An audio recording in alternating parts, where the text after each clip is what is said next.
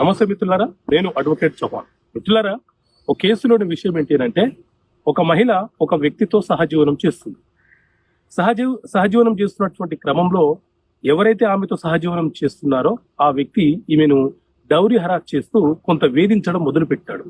ఆమె ఏం చేసింది అంటే అతని మీద 498A IPC, ఇప్పుడు 85 ఆఫ్ BNS గా పిలుస్తున్నారు, ఆ కేసు అతని మీద నమోదు చేయించింది. అతను ఏం చేశాడంటే కేరళ హైకోర్టులో క్వాష్ పిటిషన్ ఫైల్ చేసినాడు.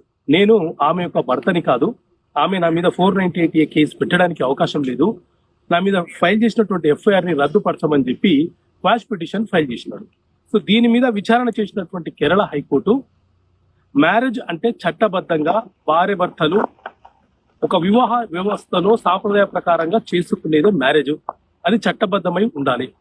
అంతే తప్ప ఒక మహిళ ఒక పురుషుడు సహజీవనం చేస్తే మ్యారేజ్ గా వివాహంగా పరిగణించబడదు. కాబట్టి సహజీవనంగా ఎవరితోనైతే చేస్తుందో ఆ వ్యక్తి మీద 498A కేసు ఫైల్ చేయడానికి అవకాశం లేదు అని చెప్పి కేరళ హైకోర్టు ఆ FIR ని రద్దుపరుస్తూ కీలకమైనటువంటి ఆదేశాలు వచ్చింది.